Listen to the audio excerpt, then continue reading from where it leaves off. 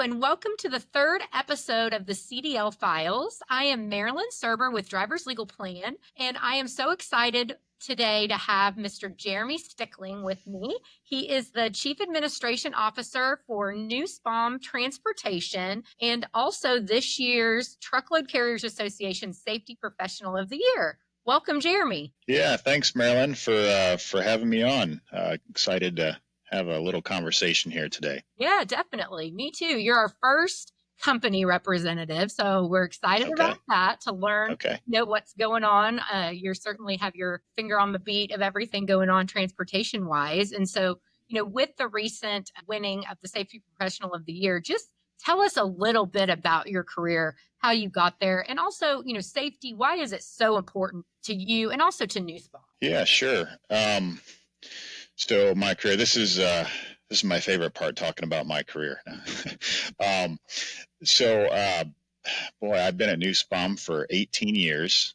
It's the extent of it is my professional career. I came here out of college. I got the job here after a sophisticated job search. My mom knew somebody here and got me a job. so that's my glory story. But I started in accounting, actually, and did that for about 4 years and kind of interfaced with the insurance side. Did a little bit of writing for company communications. So I interfaced with HR that way.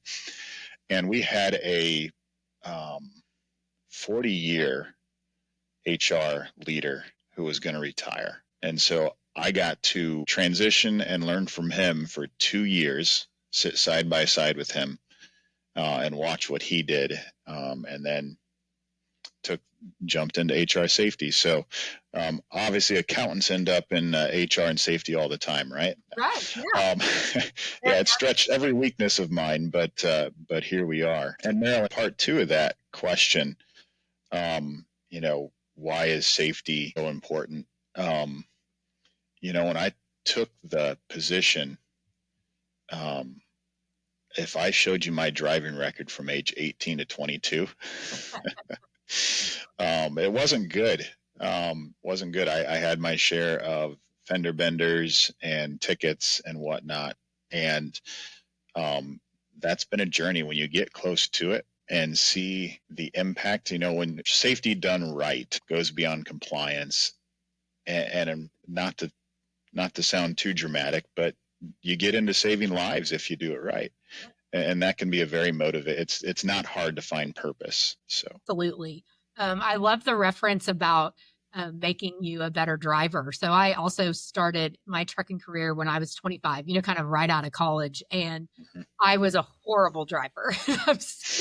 I am still not great, but I definitely pay attention, to your point about knowing the way big trucks kind of operate differently and handle themselves on the road. It does give you that perspective, to say, oh, I don't, make sure I'm following distance and make sure I'm ahead enough of them and turn the right way. You really do start to kind of just live and breathe it, right? Yeah, it starts to embed. It gets in the blood, and it's hard to get out, and that's a good thing. Yeah, I agree. You just kind of fall in love with it. So, talk a little bit about the Safety Professional of the Year. What does that mean to you? I got to be involved this year in the process, and I got to tell you, I was really impressed with how intense it was. So there was 2 rounds of voting. Everybody gets tons of nominations. And so many people are deserving and have done so many things, and they have the former Professional Safety of the Year people come on and they all do their voting, and then that gets us to a second round, and you'll get to be a part of this process next year.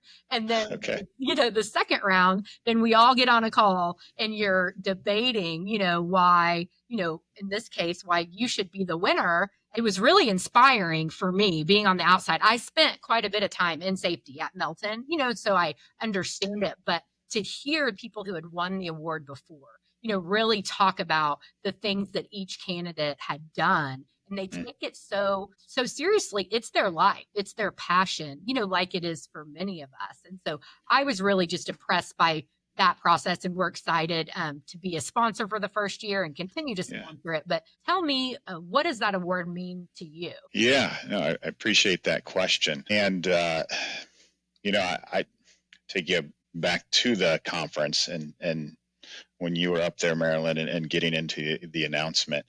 I sat down really not expecting anything. Rick Schmidt, our HR director, along with Brent Nussbaum, unbeknownst to me, they kept it a secret and submitted the application. So I sat down pretty You relaxed. didn't even know you were nominated?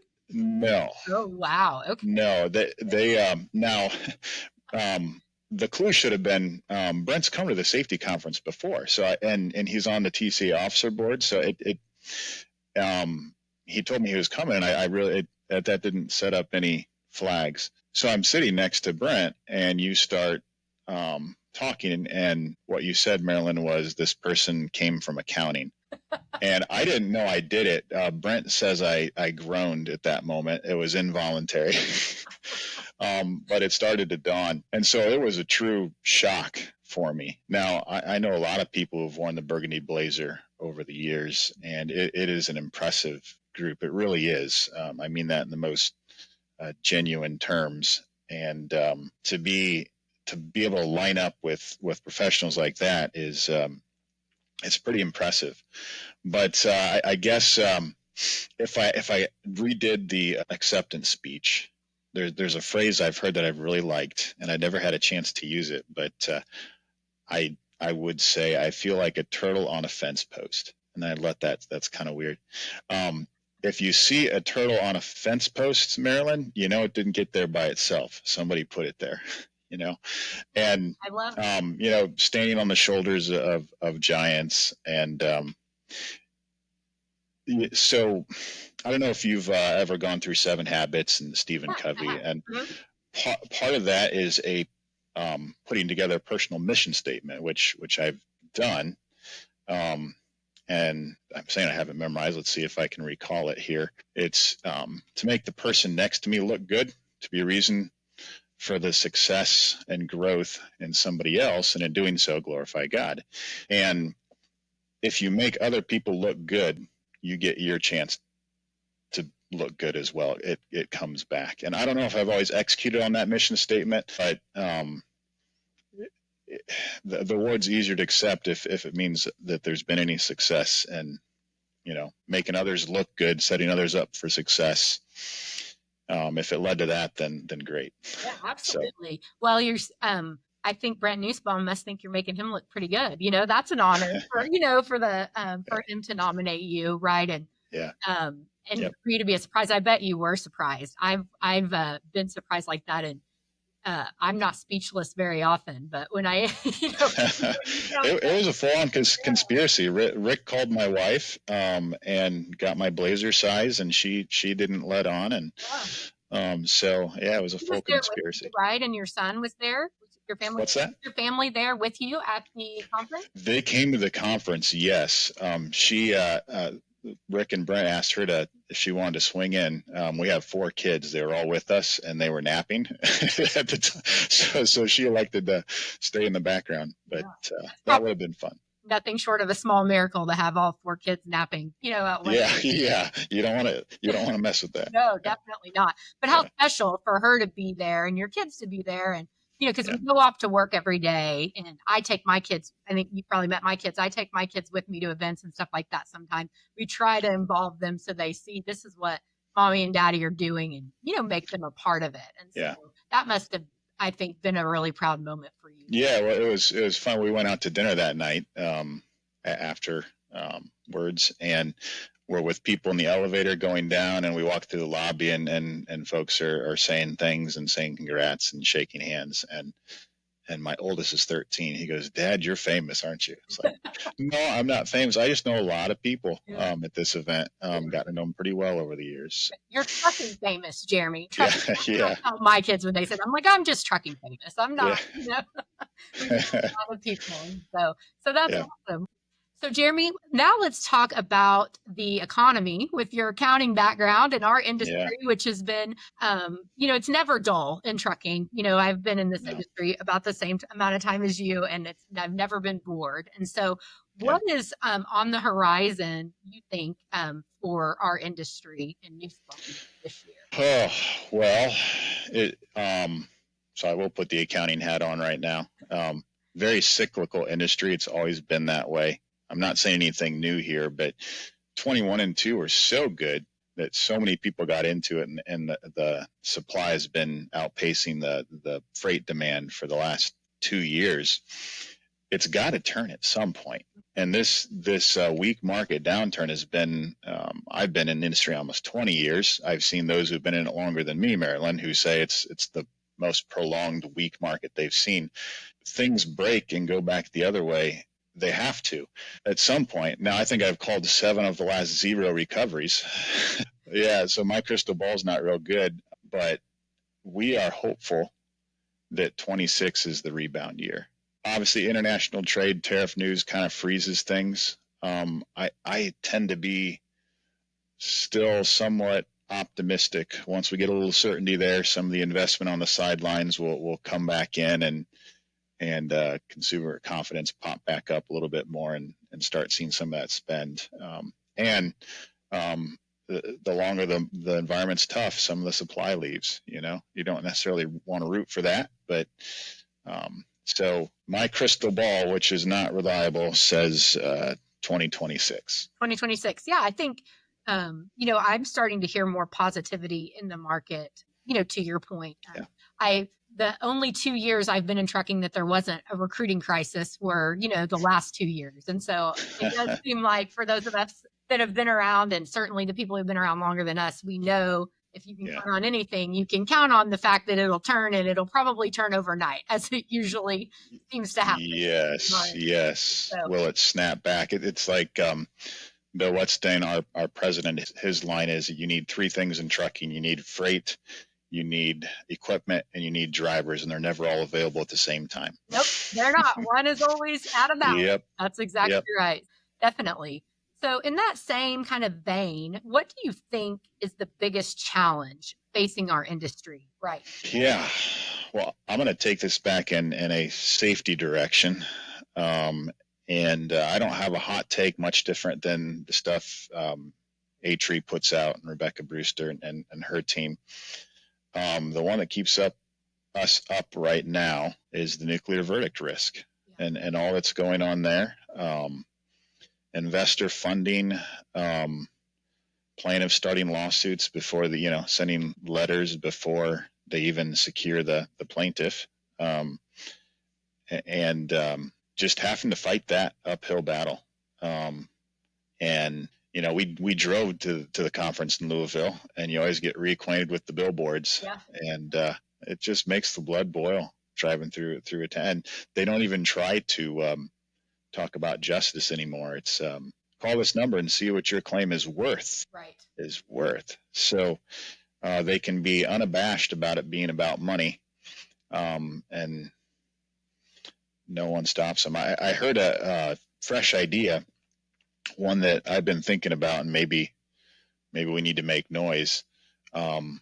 Trucking's interstate commerce. I don't know if F4A really applies apples to apples, but could we get litigation in federal courts when it comes to trucking and get out of these crazy state jurisdictions? It is crazy. Yeah. I agree with you. I think how do we get things at a federal level where there can be, crazy to say federal and balance maybe in the same term, but I think you can get a more balanced perspective. We're involved, I know you guys are, I'm sure, in the state trucking associations, and, we're lobbying for tort reform on a state level, and you kind of take 2 steps forward and then you take 3 steps back. It seems like, even in the state that we've been able to get something done, it, gets undone almost as soon as it goes into effect. Yeah, and it's still state by state, and we're based in Illinois, so tort reform actually, if I talk too much, my ignorance will show, but something recently was passed that goes the other way and makes it easier for plaintiffs. We are not going to get that tort reform.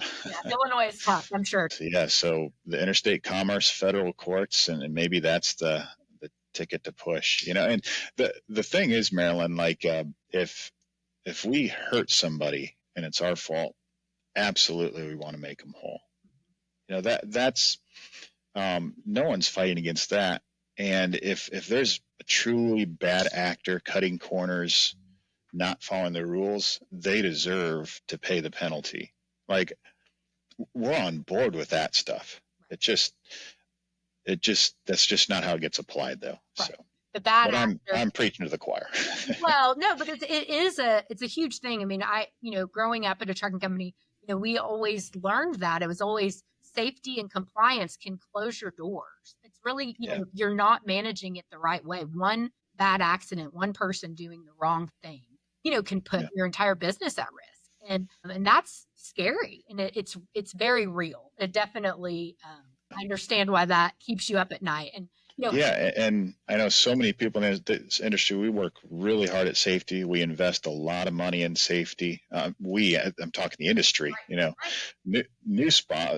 Going back to the award, if it's acknowledgement to the safety programs and work that Nussbaum does too. We put a ton into measuring and incentivizing and figuring out effective coaching and engagement, and just a ton of effort putting into it because we believe in it ourselves. And you don't get credit for that in front of a jury. no, you So don't. It's a couple of bad actors that have, really, unfortunately, kind of made it that way for the industry. But I agree. I yes, think that is our mission statement as an industry. It's like if we did something wrong in an accident, we want to own up to that as soon as possible. We want to pay you fairly, yep, and then we yep, want to move on. It's not. And you're right. I mean, especially the people who are engaged with the Illinois Trucking Association or the Truckload mhm, Carriers, any of those associations, they're actively working to be beyond compliant and do everything that we can. And I think, we just have to keep beating that drum, right? Just yeah, keep on keeping on. yep, absolutely. Yeah. Well, Jeremy, thank you again for joining me today. Do you have any closing comments or anything you want to say to the listeners? Yeah, if I don't have a great sense for the audience, but I always like to pass on the encouragement if there's safety professionals listening in. There can be a lot of negative in the safety world, and keep finding the positive. Make it about growth, make it about wins and success, and it can be rewarding, not just in preventing the next crash, but seeing somebody really succeed. And take that approach in your safety programs. Count your wins, and it's you can find a lot of purpose in that. Absolutely.